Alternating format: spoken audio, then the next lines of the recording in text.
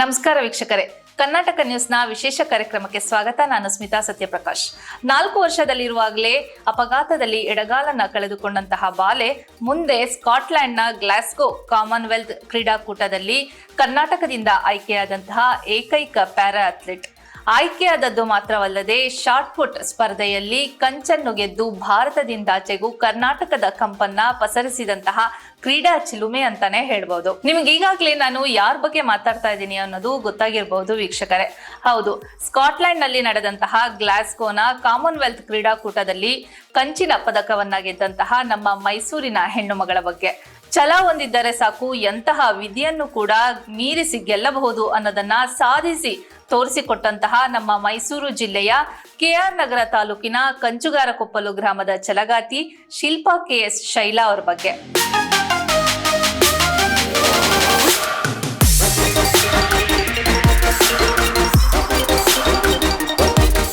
ಅವರಿಂದು ನಮ್ಮ ಕರ್ನಾಟಕ ನ್ಯೂಸ್ ಚಾನೆಲ್ನ ಸ್ಟುಡಿಯೋಗೆ ಬಂದಿರೋದು ನಿಜಕ್ಕೂ ನಮಗೆಲ್ಲರಿಗೂ ಸ್ಫೂರ್ತಿಯ ಕಿಡಿತಾಗಿದೆ ಅಂತಾನೆ ಹೇಳ್ಬೋದು. ಹಾಗಾಗಿ ಇನ್ನು ತಡ ಮಾಡದೆ ಅವರನ್ನ ಕಾರ್ಯಕ್ರಮಕ್ಕೆ ಸ್ವಾಗತಿಸ್ತಾ ಮಾತುಕತೆಯನ್ನ ಶುರು ಮಾಡೋಣ. ನಮಸ್ಕಾರ ಮೇಡಮ್. ನಮಸ್ತೆ. ಮೊದಲಿಗೆ ಕಂಗ್ರ್ಯಾಚುಲೇಷನ್ಸ್, ಅಭಿನಂದನೆಗಳು ನಿಮ್ಗೆ. Thank you. ಈ ಗ್ಲಾಸ್ಗೋ ಕಾಮನ್ವೆಲ್ತ್ ಕ್ರೀಡಾಕೂಟದಲ್ಲಿ ಗೆದ್ದಂತಹ ಆ ಕ್ಷಣ ಹೇಗಿತ್ತು ನಿಮ್ಗೆ? ಆ ಕ್ಷಣದಲ್ಲಿ ನಿಮ್ಮ ಮನಸ್ಸಿನಲ್ಲಿ ಬಂದಂತಹ ಭಾವ ಏನಿತ್ತು? ತುಂಬಾ ಖುಷಿ ಆಗುತ್ತೆ. ಫಸ್ಟ್ ಆಫ್ ಆಲ್ ಸೆಲೆಕ್ಟ್ ಆಗಿದ್ದೆ ತುಂಬಾ ಖುಷಿ ಇತ್ತು. ಆದ್ರೆ ಎಲ್ಲರ ಪ್ರೀತಿ ವಿಶ್ವಾಸದಿಂದ ನಾನು ಅಲ್ಲಿ ಹೋಗಿದ್ದೀನಿ. ಆ ಟೈಮಲ್ಲಿ ಹೇಳಕ್ಕಾಗಲ್ಲ ಮ್ಯಾಮ್, ನಮ್ಮ ಅನುಭವಗಳ ಕ್ಷಣಗಳ ವರ್ಣನೆ ಮಾಡೋಕ್ಕಾಗೋದಿಲ್ಲ. ಅಷ್ಟು ಸಂಭ್ರಮ ಖುಷಿ ಎಲ್ಲ ಇತ್ತು. ನಮ್ಮ ಏನು ಇಲ್ಲಿವರೆಗೆ ಶ್ರಮ ಇತ್ತು ಅದು, ಮತ್ತೆ ಎಲ್ಲರ ಕೋಚ್ ಇರ್ಬೋದು, ನನ್ನ ಮಾರ್ಗದರ್ಶಕರಾಗಿರ್ಬೋದು, ಪ್ರತಿಯೊಬ್ಬರು ಸಹ ನನ್ನ ಕಣ್ಣು ಮುಂದೆ ಬಂದು ಹೋಗ್ತಾರೆ. ಆ ಟೈಮ್ ಒಂಥರ ಮಿರಾಕಲ್ ಅಂತಾನೆ ಹೇಳ್ಬೋದು. ಇನ್ನು ಆ ಕ್ರೀಡಾಕೂಟದಿಂದ ಕರ್ನಾಟಕದಿಂದ ಆಯ್ಕೆಯಾದಂತಹ ಒಂದು ಆಯ್ಕೆ ಪ್ರಕ್ರಿಯೆ ಹೇಗಿತ್ತು? ಯಾಕಂತ ಹೇಳಿದ್ರೆ ಒಂದು ಪ್ರಕ್ರಿಯೆನಲ್ಲಿ ಸಹ ಸ್ಪರ್ಧೆಗಳಿಂದನೂ ಕೂಡ ಅಷ್ಟೇ ಟಫ್ ಕಾಂಪಿಟೇಷನ್ಸ್ ಇರುತ್ತೆ. ಸೊ ಅದು ಆಯ್ಕೆ ಪ್ರಕ್ರಿಯೆ ಹೇಗಿತ್ತು? ಹೇಗೆ ಸೆಲೆಕ್ಟ್ ಆದ್ರೆ ನೀವು ಮೊದಲಿಗೆ? ಮ್ಯಾಮ್, ಇದು ವರ್ಲ್ಡ್ ರ್ಯಾಂಕಿಂಗ್ ತಗೊಳ್ತಾರೆ. ನಾನು ಇದು 17th ಬಾಜು ದುಬೈ ಇಂಟರ್ನ್ಯಾಷನಲ್ ಪಾರ್ಟಿಸಿಪೇಟ್ ಮಾಡ್ತೀನಿ. ಅಲ್ಲಿ ನಂದು ಸೆಲೆಕ್ಷನ್ ಆಗಿದ್ದು. ಸೊ ಇದು ಸೆಂಟ್ರಲ್ ಮಾಮೂಲಿ ಗೌರ್ನಮೆಂಟೇ ತಗೊಳ್ಳೋವಂಥದ್ದು. ವರ್ಲ್ಡ್ ರ್ಯಾಂಕಿಂಗ್ ಅಲ್ಲಿ ಟಾಪ್ 5 ಅಲ್ಲಿ ಯಾರು ಇರ್ತಾರೆ ಅವ್ರನ್ನ ಸೆಲೆಕ್ಟ್ ಮಾಡ್ತಾರೆ ಮ್ಯಾಮ್. ಹಾಗಿದ್ರೆ ನೀವು ವರ್ಲ್ಡ್ ರ್ಯಾಂಕಿಂಗ್ ನಲ್ಲಿ 5ನೇ ಸ್ಥಾನದಲ್ಲಿ ಇದ್ರಿ? ಇಲ್ಲ, ಟಾಪ್ 4 ಅಲ್ಲಿ ಇದ್ರಿ. ಟಾಪ್ 4 ಅಲ್ಲಿ ಇದ್ರಿ. ಇನ್ನು ಕ್ರೀಡಾಕೂಟದಿಂದ ವಾಪಸ್ ಆದಂತಹ ಬಳಿಕ ಪ್ರಧಾನಮಂತ್ರಿ ನರೇಂದ್ರ ಮೋದಿ ಅವರನ್ನ ಭೇಟಿ ಮಾಡ್ತೀರಿ.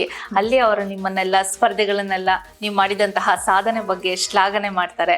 ನಿಮ್ ಜೊತೆ ಒಂದು ಫೋಟೋನು ಕೂಡ ತೆಗೆಸ್ಕೊಂಡಿದ್ದಾರೆ, ನಾವು ಕೂಡ ನೋಡಿದ್ವಿ. ಆ ಕ್ಷಣ ಹೇಗಿತ್ತು? ಏನ್ ಮಾತಾಡಿದ್ರು ನಿಮ್ ಜೊತೆ ಮೋದಿ ಅವರು? ಮ್ಯಾಮ್, ಅವರು ತುಂಬಾ ಎಲ್ಲ ಕ್ರೀಡೆಗಳಿಗೂ ತುಂಬಾ ಸ್ಪೋರ್ಟಿವ್ ಆಗಿ ತುಂಬಾ ಚೆನ್ನಾಗಿ ಎನ್ಕರೇಜ್ ಮಾಡ್ತಾ ಇದ್ದಾರೆ. ತುಂಬಾ ಖುಷಿ ಆಗುತ್ತೆ. ಮಾಮೂಲಿ ಅವರು ನಾವು ಆ ತರ ವ್ಯಕ್ತಿ ಅಂತ ನಾವು ಅನ್ಕೊಳ್ತೀವಿ, ಪ್ರಧಾನಿ ಮೋದಿ ಅವ್ರ ಮೀಟ್ ಮಾಡಕ್ ಹೋಯ್ತೀವಿ. ಸೊ ಅವ್ರ ಜೊತೆ ಕಮ್ಯುನಿಕೇಶನ್ ಮಾಡಿದಾಗ ನಮ್ಮಲ್ಲಿ ಅವರು ಒಬ್ರು, ಸೊ ನಮ್ ತರನೇ ಸಾಮಾನ್ಯರಂತೆ ಸಾಮಾನ್ಯರಾಗಿ ಅವರು ಇದ್ರು. ಹೌದು, ತುಂಬಾ ಖುಷಿ ಆಗುತ್ತೆ. ಅವ್ರು ಮಾತಾಡೋ ಸ್ಪೀಚ್ ಗಳಾಗಿರ್ಬೋದು ಎಲ್ಲ ತುಂಬಾ ಕ್ಯಾಸುಯಲ್ ಆಗಿ ಅವರು ಮಾತಾಡ್ಬೇಕಾದ್ರೆ ಹೌದಾ ನಾವು ನಮ್ಮನೆಯವ್ರ ಜೊತೆನೆ ಮಾತಾಡ್ತಿದೀವ ಆ ತರ ಅನ್ನಿಸ್ತು ಮ್ಯಾಮ್. ತುಂಬಾ ಖುಷಿ ಆಯ್ತು ಆ ಮೂಮೆಂಟ್. ಹೌದಾ? ಇನ್ನು ಕ್ರೀಡಾಕೂಟದಲ್ಲಿ ನೀವು ಅಲ್ಲಿ ಗ್ಲಾಸ್ಗೋನಲ್ಲಿ ಹೋದಾಗ ಅಲ್ಲಿ ನಮ್ಮ ಭಾರತೀಯ ತಂಡವನ್ನ ಹೇಗೆ ಆತಿಥ್ಯ ನಡೆಸ್ಕೊಂಡ್ರು? ಹೇಗೆ ಅವ್ರು ನಿಮ್ಮನ್ನ ನಡೆಸ್ಕೊಂಡ್ರು? ಜೊತೆಗೆ ನೀವು ಸಹ ಸ್ಪರ್ಧಿಗಳ ಜೊತೆಗೆ ನಿಮ್ಮ ಒಂದು ಇದೇ ಹೇಗಿತ್ತು, ಒಡನಾಟ ಹೇಗಿತ್ತು? ಅಲ್ಲಿ ಗ್ಲಾಸ್ಗೋಗೆ ಹೋದಾಗ ತುಂಬಾನೇ ಚೆನ್ನಾಗಿತ್ತು ಮ್ಯಾಮ್. ಅಲ್ಲಿ ಹೋದಾಗ್ಲೇನೆ ಒಂದು ಮೈ ರೋಮಾಂಚನಕಾರಿ. ಸೊ ನಾವು ನಮ್ಮ ಇಂಡಿಯಾನ ರೆಪ್ರೆಸೆಂಟ್ ಮಾಡ್ತಿದೀವಿ. ಸೊ ಅದು ನಮ್ದು ಹೆಮ್ಮೆ ಅನ್ನೋದಿರುತ್ತೆ. ಅಲ್ಲಿ ಹೋದಾಗ ಪ್ರತಿಯೊಬ್ಬರು ಕಂಟ್ರಿಗಳನ್ನು ಸಹ ಅಷ್ಟೇ ಪ್ರೀತಿ ವಿಶ್ವಾಸದಿಂದ ಬರಮಾಡ್ಕೊಂಡ್ರು. ಅಂದ್ರೆ ಎಲ್ಲರಲ್ಲೂ ಒಬ್ರು ಅನ್ನೋ ರೀತಿನೇ ಇತ್ತು, ಚೆನ್ನಾಗಿತ್ತು. ಆದ್ರೆ ಅಲ್ಲಿ ಹೋದಾಗ ಏನೋ ಒಂದು ನಮ್ಮ ಕಂಟ್ರಿ, ನಮ್ಮ ಸ್ಟೇಟು, ನಮ್ಮ ಡಿಸ್ಟಿಕ್ ಆಗಿರ್ಬೋದು, ಊರಾಗಿರ್ಬೋದು, ಪ್ರತಿಯೊಂದು ಸಹ ಒಂದು ಏನೋ ಒಂದು ಮಾಡ್ಬೇಕು. ಅಲ್ಲಿ ಹೋದಾಗ ಏನೋ ಒಂದು ಖುಷಿ ಅನ್ನೋದಿರುತ್ತೆ. ಅದು ವರ್ಣನೆ ಮಾಡ್ತಾ ಹೋದ್ರೆ ಎಷ್ಟು ಪದಗಳು ಸಾಲದಿಲ್ಲ. ಖುಷಿ ಆಗ್ತಾ ಇರುತ್ತೆ ಮ್ಯಾಮ್. ಏನಾದ್ರೂ ಒಂದು ಅಚೀವ್ ಮಾಡ್ಬೇಕು, ನಮ್ಮಿಂದ ಏನಾದ್ರೂ ನಮ್ಮ ದೇಶಕ್ಕೊಂದು ಕೀರ್ತಿ ತರಬೇಕು ಅನ್ನೋ ರೀತಿ. ಅಂದ್ರೆ ನಿಮ್ಮಲ್ಲೇ ಒಂದು ಪ್ರೇರಣೆ ಮೂಡತ್ತೆ, ನಾವು ಮುಂದೆ ಇನ್ನೂ ಏನಾದ್ರೂ ಮಾಡ್ಬೇಕು ಅನ್ನೋಂತ ಆ ಸ್ಟೇಜ್ ಆತರ ಮಾಡ್ಸುತ್ತೆ ಮ್ಯಾಮ್. ಆ ಅಟ್ಮಾಸ್ಫಿಯರ್ ಇರುತ್ತೆ, ಎಲ್ಲಾ ಕಂಟ್ರಿ ಇರುತ್ತೆ. ಅದು ಪ್ಲೇಸ್ ನಮ್ಮನ್ನೇ ಬೇರೆ ತರನೇ ಡೈವರ್ಟ್ ಮಾಡುತ್ತೆ ಮ್ಯಾಮ್. ಇನ್ನು ಈ ಕಂಚುಗಾರಕೊಪ್ಪಲು ಒಂದು ಪುಟ್ಟ ಗ್ರಾಮದಿಂದ ಗ್ಲಾಸ್ಗೋವರೆಗೂ ನಿಮ್ಮ ಪಯಣ ಹೇಗಿತ್ತು? ತುಂಬಾ ಚೆನ್ನಾಗಿತ್ತು. ನಾನು ಎಜುಕೇಶನ್ ಎಲ್ಲ ಹಳ್ಳಿಲೇ ಮಾಡಿದ್ದು 1 to 12th ವರೆಗೆ. ನೆಕ್ಸ್ಟ್ ನಾ ಸಿಟಿಗೆ ಬಂದಿದ್ದು ಅಂತದ್ದು, ಮೈಸೂರಿಗೆ ಬಂದಿದ್ದು. ಅಲ್ಲಿ ನಂದು BEd ಮತ್ತೆ ಮಾಸ್ಟರ್ ಡಿಗ್ರಿ ಮುಗೀತು. ಅಲ್ಲಿದ ನಂತರ ನಂದು ವರ್ಕಿಂಗ್ ಶುರು ಮಾಡ್ತೀನಿ. ಫಸ್ಟ್ ನಾನು ಗೆಸ್ಟ್ ಫ್ಯಾಕಲ್ಟಿಯಾಗಿ ಹಳ್ಳಿಲೇ ಶುರು ಮಾಡಿದ್ದು. ತದನಂತರ ನಾನು ಮೈಸೂರು ಶಿಫ್ಟ್ ಆಗ್ತೀನಿ, 2019 ಬರ್ತೀನಿ. ಅಲ್ಲಿ ವರ್ಕ್ ಶುರು ಮಾಡ್ಬೇಕಾದಾಗ ನನಗೆ ಪರಿಚಯ ಆಗಿ ಒಬ್ರು ಗೀತಾ ಅನ್ನೋರು.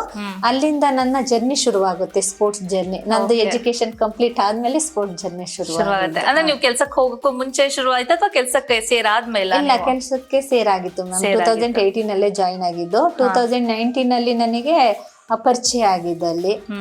ಅವ್ರು ಏನ್ ಮಾಡ್ತಾ ಇದ್ರು ಗೀತಾ ಅನ್ನೋರು? ಅವ್ರುನುವೆ ಅಥ್ಲೆಟಿಕ್ ಪ್ಲೇಯರ್ ಮ್ಯಾಮ್. ಈ ತರ ಇದೆ, ಹಿಂಗ್ ಇಂಟ್ರೆಸ್ಟ್ ಇದೆಯಾ ಅಂತ ಕೇಳಿದ್ರು. ನನಗೂ ಇಂಟ್ರೆಸ್ಟ್ ಇತ್ತು. ಯಾವುದೋ ಒಂದು ಕಡೆಯಲ್ಲಿ ಅವಕಾಶ ಬಂದಾಗ ನಾವ್ ಯಾವ್ದು ಮಿಸ್ ಮಾಡ್ಕೋಬಾರ್ದು ಅಂತ ಅನ್ಕೊಂಡೆ. ಫ್ಯಾಮಿಲಿಲಿ ಕೇಳಿದೆ, ಅವರು ತುಂಬಾ ಖುಷಿಯಿಂದ ಒಪ್ಕೊಂಡ್ರು. ನಿನಗೆ ಏನಿದೆ ಅದು ಮಾಡು ಅಂತ. ಸೊ ನನ್ನ ಜರ್ನಿ ಕೆರಿಯರ್ ಶುರುವಾಗಿದೆ 2019 ಇಂದ. ನೀವು ಈ ಕ್ರೀಡಾ ಕ್ಷೇತ್ರಕ್ಕೆ ಬರ್ಬೇಕು ಅಂತ ನಿಮ್ಗೆ ಯಾಕೆ ಅನ್ನಿಸ್ತು? ಮ್ಯಾಮ್, ಎಲ್ಲರಿಗೂ ಒಂದೊಂದು ಆಸೆ ಅನ್ನೋದು ಇರುತ್ತೆ. ನನಗೂ ಆಟ ಆಡೋದು ಅಂದ್ರೆ ಚಿಕ್ಕದ್ರಿಂದನೂ ತುಂಬಾ ಆಸೆ ಇತ್ತು. ಹಾಗೇನಿಲ್ಲ, ಏನಾದ್ರೂ ಒಂದು ಅಚೀವ್. ಈಗ ಎಲ್ಲರದು ಅವ್ರವ್ರದೇ ಒಂದು ಸಾಧನೆ ಇರುತ್ತೆ. ನಮ್ದು ಟೀಚಿಂಗ್ ಎಲ್ಲೂ ಒಂದು ಸಾಧನೆ ಇರುತ್ತೆ. ನನಗೆ ಕ್ರೀಡೆ ಅಂದ್ರೆ ಆಸಕ್ತಿ ಜಾಸ್ತಿ ಇತ್ತು, ಆಟ ಆಡೋದು ಅದು ತರ ಎಲ್ಲ.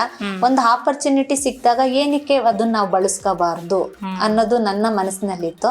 ಅದನ್ನ ನಾನು ಬಳಸ್ಕೊಂಡಿದ್ದೀನಿ. ಮೊದಲು ಎಲ್ಲಿ ನೀವು ಪ್ಯಾರಾ ಅಥ್ಲೀಟ್ ಆಗಿ ಮೊದಲು ನಿಮ್ಮ ಸ್ಪರ್ಧೆಯ ಒಂದು ಜೀವನವನ್ನ ಆರಂಭ ಮಾಡಿದ್ದೆಲ್ಲಿ? ನಾನು ಮಂಡ್ಯದಲ್ಲೇ ಶುರು ಮಾಡಿದ್ದು 2019 ನಲ್ಲಿ. PS ಕಾಲೇಜ್ ಇದೆ ಅಲ್ಲಿ, ಇಂಡೋರ್ ಸ್ಟೇಡಿಯಂ ಅಲ್ಲಿ ನನ್ನ ಜರ್ನಿ ಶುರುವಾಗಿದ್ದು. ಮಂಡ್ಯ ಇಲ್ಲಿ ಅಲ್ಲಿಗೆ ನಾನು ಫಸ್ಟ್ ಕೃತಜ್ಞತೆನೆ ಹೇಳ್ಬೋದು. ಯಾಕಂದ್ರೆ ನನ್ನ ಜರ್ನಿ ಶುರುವಾಗಿದೆ ಮಂಡ್ಯದಲ್ಲಿ. ಸೊ ಈಗ ಅಲ್ಲಿಂದ ಇಲ್ಲಿವರೆಗೆ ಬಂದು ಗ್ಲಾಸ್ಗೋದಲ್ಲಿ ಕಂಚಿನ ಪದಕವನ್ನ ಗೆದ್ರಿ. ನಿಮ್ಮ ಕಂಚಿನ ಪದಕವನ್ನು ಒಂದ್ಸತಿ ತೋರಿಸಬಹುದಾ ನಮ್ಮ ವೀಕ್ಷಕರಿಗೆ? ನಿಜವಾಗ್ಲೂ ಇದೊಂದು ತುಂಬಾ ಸಂತಸದ ಕ್ಷಣ ಅಂತಾನೆ ಹೇಳ್ಬೋದು. ಯಾಕಂತ ಹೇಳಿದ್ರೆ ನಾವು ಟಿವಿಯಲ್ಲಿ ನೋಡಿರ್ತೀವಿ ಚಿನ್ನದ ಪದಕವನ್ನ ಅಥವಾ ಬೆಳ್ಳಿ ಪದಕ, ಕಂಚಿನ ಪದಕವನ್ನ ಗೆದ್ದಂತಹ ಕ್ರೀಡಾಳುಗಳನ್ನ, ಅವರ ಪದಕವನ್ನ ನೋಡಿರ್ತೀವಿ. ಇವತ್ತು ನಾವೇ ನೈಜವಾಗಿ ಅದನ್ನ ಮುಟ್ಟಿ ನೋಡುವಾಗ ನಿಜಕ್ಕೂ ನಮ್ಮಲ್ಲೂ ಒಂದು ರೋಮಾಂಚನ ಆಗ್ತಾ ಇದೆ. ಇದನ್ನ ಗೆದ್ದಂತಹ ಇನ್ನು ಆ ಸ್ಪರ್ಧಿಗಳಿಗೆ, ಶೈಲಾ ಅವರಿಗೆ ಹೇಗಾಗಿರ್ಬೋದು ಆ ಕ್ಷಣ ಅಲ್ವಾ? ಚೆನ್ನಾಗಿ, ನಿಜಕ್ಕೂ ಅದಕ್ಕೆ ಎಷ್ಟು ತೂಕ ಇದೆ ನೋಡಿ ಮೇಡಮ್ ಆ ಪದಕಕ್ಕೆ, ಅಲ್ವಾ? ಇನ್ನು ಈ ಫೀಲ್ಡ್ಗೆ ಬಂದಂತಹ ಆರಂಭದ ದಿನಗಳಲ್ಲಿ ನೀವು ಎದುರಿಸಿದಂತಹ ಸವಾಲುಗಳು ಹೇಗೆ? ಅವಾಗ ನಂದು ಟೀಚಿಂಗ್ ವರ್ಕ್ ಮಾಡ್ಕೊಂಡು ನಾನು ಪ್ರಾಕ್ಟೀಸ್ ಶುರು ಮಾಡಿದ್ದು. ಸ್ವಲ್ಪ ಕಷ್ಟ ಇತ್ತು. ಡೈಲಿ ಟ್ರಾವೆಲ್ ಮಾಡ್ತಿದ್ದೆ ಊರಿಂದ ಮತ್ತೆ ಮೈಸೂರಿಗೆ. ಕಷ್ಟ ಇದ್ರೂ ಪರವಾಗಿಲ್ಲ, ಏನಾದ್ರೂ ಮಾಡ್ಬೋದು ಅಂತ ವರ್ಕ್ ಶುರು ಮಾಡಿದೆ. ತದನಂತರ ಏನಾಯ್ತು, ವರ್ಕ್ ಶುರು ಮಾಡ್ತಾ ಮತ್ತೆ ಈ ಸ್ಪೋರ್ಟ್ಸ್ಗೂ ಮತ್ತೆ ಟೀಚಿಂಗ್ ಲೆವೆಲ್ಗೂ ಸ್ವಲ್ಪ ಡಿಫ್ರೆನ್ಸ್. ಯಾಕಂದ್ರೆ ಬೆಳಿಗ್ಗೆಯಿಂದ ಸಂಜೆವರೆಗಿರುತ್ತೆ, ಮತ್ತೆ ಪ್ರಾಕ್ಟೀಸ್ ಮಾಡ್ಬೇಕು. ಎರಡು ತುಂಬಾ ಕಷ್ಟ ಆಗೋದ್ರಿಂದ ನೆಕ್ಸ್ಟ್ ನಾನು 2024 ಅಲ್ಲಿ ನಾನು ಅಲ್ಲಿಗೆ ಸಾಕು, ಟೀಚಿಂಗ್ ಫೀಲ್ಡ್ ಸಾಕು ಅಂತ ನಿರ್ಧಾರ ಮಾಡ್ಬಿಟ್ಟು ಅಥ್ಲೆಟಿಕ್ ಬಂದೆ. ಇಲ್ಲಾಂದ್ರೆ ಯಾವ್ದಾದ್ರು ಒಂದು ಆಪ್ಷನ್ ಅಲ್ಲಿ ಬೇಕಾಗುತ್ತೆ. ಇವಾಗ ಬೆಳಿಗ್ಗೆಯಿಂದ ವರ್ಕೌಟ್ ಮಾಡಿ ನಮಗೂ ಸ್ಟ್ರೈನ್ ಇರುತ್ತೆ ಬಾಡಿ, ಅದಕ್ಕೂ ಒಂದು 5 hours 6 hours ರೆಸ್ಟ್ ಕೊಡ್ಬೇಕು. ಇಲ್ಲ ಅಂದ್ರೆ ಯಾಕಂದ್ರೆ ಒಂದ್ ಸ್ಪೋರ್ಟ್ಸ್ ಪರ್ಸನ್ ಗೆ ಎಷ್ಟು ರಿಲ್ಯಾಕ್ಸೇಷನ್ ಇರುತ್ತೆ ಅಷ್ಟು ಇಂಪ್ರೂವ್ಮೆಂಟ್ ಇರುತ್ತೆ ಎವ್ರಿ ಡೇ. ಸೊ ಏನು ಎವ್ರಿ ಜರ್ನಿ ಮಾಡಿದ್ರು, ನಮ್ದು ಏನೇ ಪರ್ಫಾರ್ಮೆನ್ಸ್ ಮಾಡಿದ್ರು ನೆಕ್ಸ್ಟ್ ಅದು ಇಂಪ್ರೂವ್ಮೆಂಟ್ ಕಾಣಲ್ಲ. ಅದಕ್ಕೋಸ್ಕರ ನಾನು 2024 ಅಲ್ಲಿ ಟೀಚಿಂಗ್ ಫೀಲ್ಡ್ ಬಿಟ್ಬಿಟ್ಟು ಅಥ್ಲೆಟಿಕ್ ಬಂದು ಬೆಂಗಳೂರಿಗೆ ಬಂದ್ರಿ.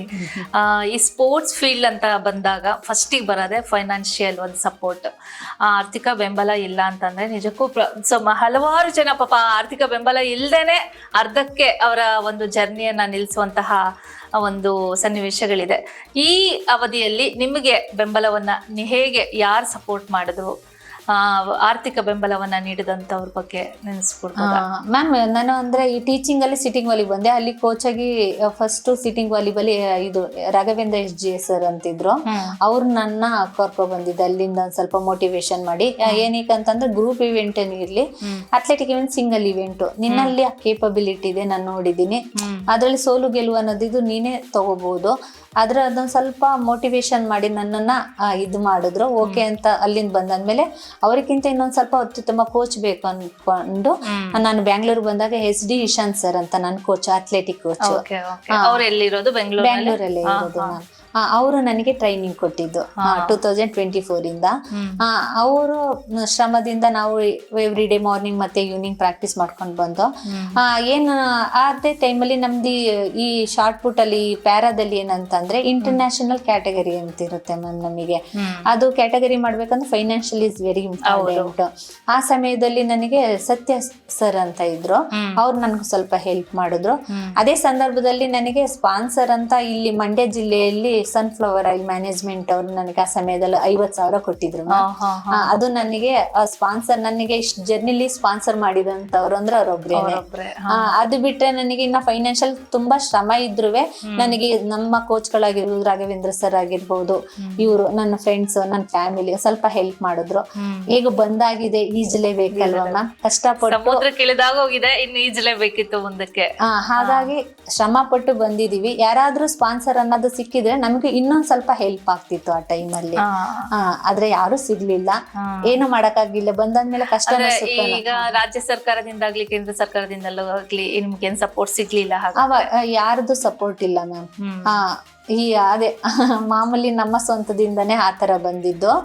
ಬಂದಾದ್ಮೇಲೆ ಇವಾಗ ಸರ್ಕಾರದವರು ನೌಕರಿ ಮತ್ತೆ ಕ್ಯಾಶ್ ಕೊಟ್ಟಿದ್ದಾರೆ. ನೌಕರಿ ಕೊಡ್ತೀವಿ ಅಂತ ಹೇಳಿ ಭರವಸೆ ಕೊಟ್ಟಿದ್ದಾರೆ. ಇನ್ನು ನೀವು ಶಿಕ್ಷಕಿ ಆಗಿದ್ದವರು, ಶಿಕ್ಷಕಿ ಆ ವೃತ್ತಿನ ಬಿಟ್ಟು ಇದಕ್ಕೆ ನಾನು ಸ್ಪೋರ್ಟ್ಸ್ ಕ್ಷೇತ್ರಕ್ಕೆ ಬರ್ತೀನಿ ಅಂದಾಗ ನಿಮ್ಮ ಮನೆಯವರು ಹೇಗೆ ನಿಮ್ಗೆ ಬೆಂಬಲ ನೀಡಿದ್ರು, ಹೇಗೆ ಪ್ರತಿಕ್ರಿಯಿಸಿದ್ರು? ನಮ್ಮ ಮನೆಯವ್ರಿಗೆ ಅಂತ ಅಂದ್ರೆ ನೀನ್ ಏನೋ ಒಂದ್ ಮಾಡ್ತೀನಿ ಅನ್ನೋದು ಅವ್ರಿಗೆಲ್ಲಿ ಭರವಸೆ ಇತ್ತು ಅನ್ಕೊಳ್ತೀನಿ. ಸೊ ನಾನು ಏನೇ ತಗೊಂಡ್ರು ಅವರು ಎಲ್ಲದಕ್ಕೂ ಒಪ್ಕೊಳ್ಳೋರು. ಏನೋ ಒಂದ್ ಮಾಡ್ತಾಳೆ ಅಂದಾಗ ನಾವು ಅವಳಿಗೆ ಬೆಂಬಲವಾಗಿರ್ಬೇಕು. ಅವ್ರು ಇವತ್ತುವರೆಗೂ ನಾನು ಏನೇ ಮಾಡ್ತೀನಿ ಅಂದ್ರು ಬೇಡ ಅಂತಾನೆ ಹೇಳಿಲ್ಲ. ಯಾವುದು ಅಷ್ಟೇ ನಮ್ ಕೈಲಿ ಎಷ್ಟಾಗುತ್ತೆ ಅದನ್ನ ಸಹಾಯ ಮಾಡ್ತೀನಿ, ನಿನ್ಗೆ ಏನ್ ಖುಷಿ ಅದ್ರಲ್ಲೇ ಮುಂದುವರಿ ಅಂತ ಹೇಳಿದ್ರು. ಅವ್ರ ಸಪೋರ್ಟ್ ಇಂದಾನೆ ನಾವು ಈ ತರ ಮನೆಯವರ ಬೆಂಬಲ ನಿಮ್ಗೆ ಸಂಪೂರ್ಣವಾಗಿ ದೊರೆತಿದ್ರಿಂದ ಹೊರವರೆಗೂ ಬರೋದಕ್ಕೆ ಸಾಧ್ಯ ಆಯ್ತು. ಇನ್ನು ನೀವು ಶಾರ್ಟ್ ಪುಟ್ ಈ ಒಂದು ಅಭ್ಯಾಸದಲ್ಲಿ ಇರುವಾಗ ನಿಮ್ಮ ಒಂದು ದೈನಂದಿನ ತರಬೇತಿ ಹೇಗೆ ನಡೀತಾ ಇತ್ತು? ನಾನು ಅದೇ ಬೆಂಗಳೂರಲ್ಲಿ ಒಂದು ರಿಲೇಟಿವ್ಸ್ ಮನೆಯಲ್ಲಿ ಇದ್ದಿದ್ದು. ಅಲ್ಲಿಂದ ಡೈಲಿ ಓಡಾಡ್ಬೇಕಾಗಿತ್ತು. ಮಾಮೂಲಿ ಒಂದು 3-4 ಬಸ್ ಹತ್ತಿ ಇಳಿದು ಓಡಾಡ್ಬೇಕಾಗಿತ್ತು. ಅರ್ಲಿ ಮಾರ್ನಿಂಗ್ ಬ್ರೇಕ್ಫಾಸ್ಟ್ ಎಲ್ಲ ಮಾಡ್ಕೊಂಡು ಪ್ರಿಪೇರ್ ಮಾಡ್ಕೊಂಡೆಲ್ಲ ಹೋಗ್ಬೇಕಾಗಿತ್ತು. ಆ ಟೈಮಲ್ಲಿ ತುಂಬಾ ಕಷ್ಟ ಇತ್ತು, ನಾಟ್ ಈಸಿ. ಇವಾಗ ಪ್ರತಿ ಒಂದು ಸೌಕರ್ಯಗಳಿದ್ದಾಗ ಎಲ್ಲ ಕರ್ಕೊಂಡು ಹೋಗ್ತಾರೆ ಬರ್ತಾರೆ. ಇವಾಗ ನಾವೇ ಒಬ್ರು ಓನ್ ಡಿಪೆಂಡೆಂಟ್ ಆಗಿ ಬಂದಾಗ ನಮ್ಗೆ ಎಷ್ಟೇ ಕಷ್ಟ ಆದ್ರೂ ನಾವ್ ಹೇಳ್ಕೊಳಕ್ಕೂ ಆಗಲ್ಲ. ಈಗ ಬಂದಿದೀವಿ ನಾವೇನಾದ್ರೂ ಮಾಡ್ಬೇಕು ಅನ್ನೋದಿರುತ್ತೆ. ಅಲ್ಲಿಂದ ಮಾಮೂಲಿ ಅರ್ಲಿ ಮಾರ್ನಿಂಗ್ ಒಂದು 6:30-7 ಶುರುವಾದ್ರೆ ಒಂದು 10:30-11 ಮುಗಿಯೋದು. ಅಲ್ಲಿಂದ ಬಂದು ಮನೆಗೆ ಬರೋಷ್ಟೊಳಗೆ ಒಂದು 12:30-1 o'clock ಆಗಿರೋದು. ಫ್ರೆಶ್ ಅಪ್ ಆಗಿ ರೆಸ್ಟ್ ಮಾಡ್ಕೊಂಡು ಮಲ್ಕೊಳ್ಳೋವು, ಮತ್ತೆ ಇದು ಊಟ ಮಾಡಿ ಮತ್ತೆ ಸಂಜೆ ಪುನಃ ಪ್ರಾಕ್ಟೀಸ್ ಅಭ್ಯಾಸ. ಅಂದ್ರೆ ಮಾರ್ನಿಂಗ್ ಈವ್ನಿಂಗ್ ಸ್ಟ್ರಗಲ್ ಇದ್ದೇ ಇತ್ತು. ಆ ಶ್ರಮಕ್ಕೆ ಒಂದು ಪ್ರತಿಫಲ ಸಿಕ್ಕಿದೆ. ಈ ಒಂದು ಅಭ್ಯಾಸ ಒಂದು ಈ ಜರ್ನಿಯಲ್ಲಿ ನಿಮ್ಮ ಫಿಟ್ನೆಸ್ ಬಗ್ಗೆ ಮತ್ತೆ ನೀವು ಸೇವಿಸಬೇಕಾದಂತಹ ಆಹಾರದ ಬಗ್ಗೆ ಹೇಗೆ ಕಾಳಜಿ ವಹಿಸ್ತಾ ಇದ್ರಿ? ಮ್ಯಾಮ್ ತುಂಬಾ ಕೇರ್ಫುಲ್ ಆಗಿ ಆಹಾರಗಳನ್ನ ತಗೋಬಹುದು. ಈಗ ಔಟ್ ಸೈಡ್ಗಳೆಲ್ಲ ಏನೋ ಊಟ ತಗೊಳಂಗಿಲ್ಲ, ಮನೆ ಆಹಾರಗಳು. ನನ್ನ ಕೋಚ್ ಹೇಗೆ ಫುಡ್ ತಗೋಬೇಕಂತ ಹೇಳ್ತಿದ್ರು ಅದ್ರ ಪ್ರಕಾರನೇ ತಗೊಳ್ತಾ ಇದ್ದು. ಅಂದ್ರೆ ಎಷ್ಟು ಚೆನ್ನಾಗಿ ನಾವು ಆಹಾರ ಸೇವನೆ ಮಾಡ್ತೀವಿ ಅದು ತಕ್ಕನಾಗಿ ಪರ್ಫಾರ್ಮೆನ್ಸ್. ಯಾಕಂತಂದ್ರೆ ನಮ್ದು sitting throw, so not standing throw. So ನಮ್ದು ಅಪ್ಪರ್ ಬಾಡಿ ಇರೋದ್ರಿಂದ ಸ್ವಲ್ಪ ನಮ್ಗೆ ಸ್ಟ್ರೆಂತ್ ಬೇಕು. ಹಾಗಾಗಿ ಏನು ಪ್ರೋಸೆಸ್ ಇದೆ ಅದು ಕರೆಕ್ಟ್ ಆಗಿ ಆಹಾರ ತಗೊಳ್ತಾ ಇದೆ. ನಮ್ಮ ಕೋಚ್ ಹೇಗೆ ಹೇಳ್ತಾ ಇದ್ರು ಸರ್. ಇನ್ನು ದೈಹಿಕ ವ್ಯಾಯಾಮ ಯಾವ್ಯಾವ ತರ ಮಾಡ್ತಾ ಇದ್ರಿ ನೀವು? ಅವರು ಹೇಳ್ಕೊಡೋರು ಮ್ಯಾಮ್. ಈಗ ಜಿಮ್ ಇತ್ತು, ವರ್ಕೌಟ್ಗಳು ಕೆಲವೊಂದು ಬೆಂಚ್ ಪ್ರೆಸ್ ಆಗಿರ್ಬೋದು, ಡಂಬಲ್ಸ್ ಗಳದ್ದು ವೇಟ್ಸ್ ಅದೆಲ್ಲ ಮಾಡೋರು. ಮತ್ತೆ ಮನೆಗಳಲ್ಲಿ ಏನಾರ ಒನ್ ಟೈಮ್ ಇಲ್ದಾಗ ಸ್ಟ್ರೆಚಿಂಗ್ ಗಳು ಏನೇನು ಡ್ರಿಲ್ಸ್ ಗಳು ಏನಿರುತ್ತೆ ಅದು ಅವ್ರು ಹೇಗೆ ಹೇಳ್ಕೊಡ್ತಾರೆ ಅದನ್ನ ಮಾಡ್ಕೊಳ್ತಾ ಇದ್ದೇವೆ. ಇನ್ನು ಈ ಪ್ಯಾರಾ ಸ್ಪೋರ್ಟ್ಸ್ ಬರಬೇಕು ಅಂತ ಅನ್ಕೊಂಡಿರುವಂತಹ ಕ್ರೀಡಾಪಟುಗಳಿಗೆ ಇಲ್ಲಿ ಇರುವಂತಹ ಅವಕಾಶಗಳ ಬಗ್ಗೆ ತಿಳಿಸಿ ಮೇಡಮ್. ಮ್ಯಾಮ್ ಇವಾಗ ಸ್ಟೇಟ್ ಲೆವೆಲ್ ಅಂತ ಈವೆಂಟ್ಗಳು ಮಾಡ್ತಾರೆ ಮ್ಯಾಮ್. ಇವಾಗ ಮೊದ್ಲೆಲ್ಲ ಆತರ ಪಬ್ಲಿಸಿಟಿ ಇರ್ಲಿಲ್ಲ. ಇವಾಗೆಲ್ಲ ಪೇಪರ್ಗಳಾಗ್ಲಿ ಒಂದು ಗ್ರೂಪ್ ಕಮಿಟಿಗಳಿದೆ. ಈಗ VRW ಆಗಿರ್ಬೋದು, URW, MRW. ಸೊ ಪ್ರತಿಯೊಬ್ಬರಿಗೂ ಒಂದು ವಿಷಯಗಳನ್ನ ತಲುಪಿಸ್ತಾರೆ. ಅವ್ರು ಏನ್ ಮಾಡಿದ್ರೆ ಅಲ್ಲಿ ಇರುವಂತ ಹಳ್ಳಿಗಳಿಗೆ ಪ್ರತಿಯೊಬ್ರು ಮಕ್ಳಿಗೆ ತಲುಪಿಸಿದ್ರೆ ಪ್ರತಿಯೊಬ್ರು ಪಾರ್ಟಿಸಿಪೇಟ್ ಮಾಡಿ ಹೀಗೆ ಹಲವಾರು ಮೆಡಲ್ಗಳನ್ನ ತಗೊಬರ್ಬೋದು ನಮ್ಮ ದೇಶಕ್ಕೆ ಅಂತ ಹೇಳ್ತಾರೆ. ಯಾವ್ಯಾವ ಸ್ಪೋರ್ಟ್ಸ್ ಇದೆ ಮೇಡಮ್ ಈ ಪ್ಯಾರಾ ಸ್ಪೋರ್ಟ್ಸ್ ಅಲ್ಲಿ? ಮ್ಯಾಮ್ ತುಂಬಾ ಇವೆಂಟ್ಗಳಿದೆ. ಮಾಮೂಲಿ ಹೇಬಲ್ ಬಾಡಿಲಿ ಇವಾಗ ರನ್ನಿಂಗ್ ಇರ್ಬೋದು, ಥ್ರೋಸ್ ಇವೆಂಟ್ಗಳು, shot put, discus, javelin, hurdles, long jump, high jump, ಎಲ್ಲ ಇವೆಂಟ್ಗಳು ಲಾಂಗ್ ಜಂಪ್, ಹೈ ಜಂಪ್ ಆ ತರದ್ದು ಎಲ್ಲ ಇದೆ. ಪ್ರತಿಯೊಂದು ಕ್ಯಾಟಗರಿಗೂ ಒಂದೊಂದು ಡಿಫ್ರೆಂಟ್ ಆದ ಅವ್ರದೇ ಆದ ಆಟಗಳಿದೆ ಮ್ಯಾಮ್. ಇವಾಗ ಹ್ಯಾಂಡ್ ಕ್ಯಾಟಗರಿಗೆ, ಲೆಗ್ ಕ್ಯಾಟಗರಿ, ಬ್ಲೈಂಡ್ ಕ್ಯಾಟಗರಿಗೆ ಸ್ಪೈನಲ್ ಕಾರ್ಡ್ ಆಗಿರುತ್ತೆ. ಸೊ ಪ್ರತಿಯೊಬ್ಬರಿಗೂ ಅವರದೇ ಆದ ಒಂದೊಂದು ಇವೆಂಟ್ಗಳಿದೆ ಮ್ಯಾಮ್. ಅವರಿಗೆ ಯಾವುದು ಸೂಟ್ ಆಗುತ್ತೆ, ಸೊ ಅವ್ರಿಗೆ ಯಾವ್ದ್ರಲ್ಲಿ ಇಂಟ್ರೆಸ್ಟ್ ಇರುತ್ತೆ ಅದರಲ್ಲಿ ಅವರು ಪಾರ್ಟಿಸಿಪೇಟ್ ಮಾಡ್ಬೋದು. ನೀವು ಶಾರ್ಟ್ ಪುಟ್ ಅಲ್ದೇನೆ ಮತ್ತೆ ಬೇರೆ ಯಾವ್ದಾದ್ರು ಪ್ಯಾರಾ ಸ್ಪೋರ್ಟ್ಸ್ ಅಲ್ಲೇ ಇದ್ದೀರಾ ನೀವು? ನಾನು ಬೇಸಿಕಲಿ ಈಗ ಶಾರ್ಟ್ ಪುಟ್ ಮತ್ತೆ ಡಿಸ್ಕಸ್ ಎರಡನ್ನೂ ಪ್ರಾಕ್ಟೀಸ್ ಮಾಡ್ತಾ ಇರೋದು. ಡಿಸ್ಕಸ್ ಪ್ರಾಕ್ಟೀಸ್ ಮಾಡ್ತಾ ಇದ್ದೀರಾ. ಈಗ ನೆಕ್ಸ್ಟ್ ನಿಮ್ಮ ಮುಂದಿನ ಗುರಿ ಏನು ಮೇಡಮ್?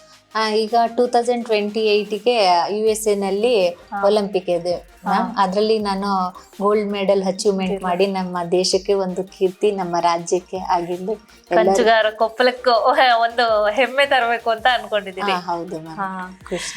ಇನ್ನು ಈ ತರ ಒಂದು ಅಂಗವೈಕಲ್ಯವನ್ನ ಹೊಂದಿರುವಂತಹ ಅವರ ಜೀವನದಲ್ಲಿ ಸುಮಾರು ಸವಾಲುಗಳನ್ನ ಎದುರಿಸ್ತಾ ಇರ್ತಾರೆ, ಅಂತವ್ರಿಗೆ ನೀವು ಯಾವ ಸಂದೇಶವನ್ನ ಕೊಡೋದಕ್ಕೆ ಇಷ್ಟಪಡ್ತೀರಾ? ಮ್ಯಾಮ್ ಏನಂತ ಅಂದ್ರೆ ಪ್ರತಿಯೊಬ್ಬರಿಗೂ ಒಂದು, ಕೆಲವ್ರಿಗೆ ನೋಡೋ ರೀತಿ ಇರುತ್ತೆ, ಕೆಲವ್ರಿಗೆ ನೋಡದೇ ಇರೋ ರೀತಿ ಇರುತ್ತೆ. ಪ್ರತಿಯೊಬ್ಬರಿಗೂ ಒಂದೊಂದು ಕೊರತೆಗಳಿರುತ್ತೆ. ಕೆಲವರಿಗೆ ಆ ತರ ಇದ್ದಾಗ ನಾವ್ ಏನಂತಂದ ನಮ್ಮಲ್ಲಿರುವ ಕೊರತೆನೆ ನಾವೇ ಹೈಲೈಟ್ ಮಾಡ್ಕೊಳಕ್ ಹೋದ್ರೆ ನಾವೇನು ಅಚೀವ್ಮೆಂಟ್ ಮಾಡಕ್ಕಾಗಲ್ಲ. ಸೊ ನಮ್ಮಲ್ಲಿ ಏನು ನಾವು ಒಳ್ಳೇದನ್ನ ಮಾಡ್ಬೋದು, ನಾವ್ ಏನ್ ಸಾಧನೆ ಮಾಡ್ತೀವಿ ಅನ್ನೋದು ಹುಡ್ಕೋಕ್ ಹೋದ್ರೆ ಏನಾದ್ರೂ ಒಂದು ಸಿಗುತ್ತೆ. ಯಾವಾಗ್ಲೂ ನಾವು ಒಂದು ಒಳ್ಳೇದು ಯೋಚನೆ ಮಾಡಿದಾಗ, ಒಂದು ಬೇರೆ ರೀತಿ ಒಂದು ಒಳ್ಳೆ ರೀತಿಯಲ್ಲಿ ನೋಡಿದಾಗ, ನಮಗೆ ಬೇರೆಯವ್ರ ಇನ್ಸ್ಪಿರೇಷನ್ ಆದಾಗ ನಾವು ಅದೇ ರೀತಿ ಮಾಡ್ಬೋದು. ಏನಕ್ಕೆ ಮಾಡೋಕ್ಕಾಗಲ್ಲ ಅನ್ಬೋದು, ಏನಕ್ಕೆ ಮಾಡೋಕ್ಕಾಗೋದಿಲ್ಲ ಅದನ್ನ ನಾವು ಮಾಡಿ ತೋರಿಸ್ತೀವಿ ಅಂತ ಹೇಳ್ಬಹುದು. ನಾವು ಕೆಳಮಟ್ಟ ನೋಡಿದಾಗ ಯಾವುದನ್ನು ನಾವು ಅಚೀವ್ಮೆಂಟ್ ಮಾಡೋಕ್ಕಾಗಲ್ಲ. ಏನಂತ ಯಾರೇ ಏನೇ ಆಗಿರ್ಲಿ, ನನ್ನ ಕೈಲಿ ನಾನು ಮಾಡೋಕ್ಕಾಗುತ್ತೆ, ನನ್ಗೆ ಆ ಕೇಪಬಿಲಿಟಿ ಇದೆ. ಯಾರೋ ಒಬ್ರು ನಿನ್ಗಾಗಲ್ಲ ಅಂತ ಅಂದ್ರೂ ಪರವಾಗಿಲ್ಲ, ನಾನು ಏನು ಅನ್ನೋದು ನನಗೆ ಗೊತ್ತಿರಬೇಕು ಫಸ್ಟ್ ಆಫ್ ಆಲ್. ಸೊ ನನ್ನ ಫ್ಯಾಮಿಲಿಯವ್ರಿಗೆ ಗೊತ್ತಿರುತ್ತೆ. ಸೊ ನಾವು ಅದನ್ನ ಅಚೀವ್ ಮಾಡಿ ತೋರಿಸಿದಾಗ ಅವ್ರ ಮುಂದೆನೆ ಅವರಿಗೆ ಗೊತ್ತಾಗುತ್ತೆ, ನಾನೊಂದು ದಿನ ಹಿಂಗ ಅಂದಿದ್ದೆ, ಸೊ ಅವನ ಅಚೀವ್ ಮಾಡಿದ್ದಾರೆ ಅನ್ನೋದು. ಅದ್ರಲ್ಲಿ ಆತ್ಮವಿಶ್ವಾಸ ಅನ್ನೋದು ಅವರಲ್ಲಿ ಇರ್ಬೇಕು ಮೊದಲಾಗಿ. ಸೆಲ್ಫ್ ಕಾನ್ಫಿಡೆನ್ಸ್ ಇದ್ರೆ ಏನನ್ ಬೇಕಾದ್ರೂ ಸಾಧಿಸಬಹುದು ಅಂತ ಹೇಳ್ತೀರಾ. ನೋಡಿದ್ರಲ್ಲ ವೀಕ್ಷಕರೇ, ಇದುವರೆಗೂ ಶಿಲ್ಪಾ ಅವರು ನಮ್ಮ ಸ್ಟುಡಿಯೋಗೆ ಬಂದು ಅವರ ಒಂದು ಪ್ಯಾರಾ ಸ್ಪೋರ್ಟ್ಸ್ ಜರ್ನಿಯಲ್ಲಿ ನಡೆದಂತಹ ಹಲವಾರು ವಿಚಾರಗಳ ಬಗ್ಗೆ ಹಂಚಿಕೊಂಡ್ರು. ಹಾಗಾಗಿ ಅವರಿಗೆ ಧನ್ಯವಾದಗಳನ್ನ ಹೇಳ್ತಾ, ಹಾಗೆ ಪ್ಯಾರಾ ಒಲಿಂಪಿಕ್ ಸ್ಪೋರ್ಟ್ಸ್ ನಲ್ಲಿ ಅವರು ಚಿನ್ನವನ್ನೇ ಬೇಟೆಯಾಡ್ಲಿ ಅಂತ ಹೇಳಿ ಆಶಿಸ್ತಾ ಕಾರ್ಯಕ್ರಮವನ್ನ ಮುಗಿಸ್ತಾ ಇದ್ದೀನಿ. Thank you madam. ಇದೇ ರೀತಿ ಹೆಚ್ಚಿನ ಕಾರ್ಯಕ್ರಮಗಳಿಗಾಗಿ ನೋಡ್ತಾ ಇರಿ ಕರ್ನಾಟಕ ನ್ಯೂಸ್ ಡಿಜಿಟಲ್. ಲೈಕ್ ಮಾಡಿ, ಶೇರ್ ಮಾಡಿ, ಸಬ್ಸ್ಕ್ರೈಬ್ ಮಾಡಿ. Thank you. Karnataka news digital channel ಅನ್ನು ಈಗಲೇ ಸಬ್ಸ್ಕ್ರೈಬ್ ಮಾಡಿ. ಧನ್ಯವಾದಗಳು.